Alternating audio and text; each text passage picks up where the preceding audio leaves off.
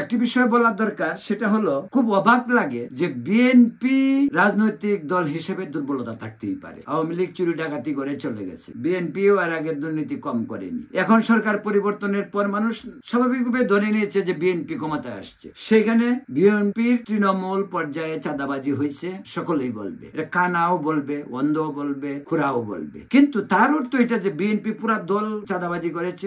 এই ইস্যুটা হলো যে বিএনপি কে কিভাবে আনপপুলার করা যায়, বিএনপি কে কিভাবে নির্বাচন থেকে দূরে রাখা যায়। আমি নিজে বিএনপি করি না, কিন্তু আমার বক্তব্য হলো এটা, দেশ পরিচালনার জন্য রাজনৈতিক দলের দরকার। রাজনৈতিক দল ক্ষমতা, কালকে ফেয়ার ইলেকশন হলে কে ক্ষমতা আসবে? তারা বিএনপি কে চাচ্ছে কালিমা লাগানোর জন্য, যাতে করে জনগণ বিএনপির কাছ থেকে মুখ ফিরিয়ে নিয়ে যায়। এমনটি একটি উদাহরণ দিয়ে এরকমটা হয়েছিল ৭৪-এর দুর্ভিক্ষের পর। আপনারা জানেন যে রংপুরে বাসন্তীকে জাল পরানো হয়েছিল, সেটা পরবর্তীতে বেরিয়েছে ষড়যন্ত্র। এখন যে বিএনপির নামে যে সমস্ত বদনাম বা চাঁদাবাজি এগুলি বলা হচ্ছে, এগুলি আসলে বিএনপি কে আসন্ন নির্বাচন থেকে আড়াল রাখার জন্য সরকারের একটি পরিকল্পিত ঘটনা ঘটিয়ে যাচ্ছে।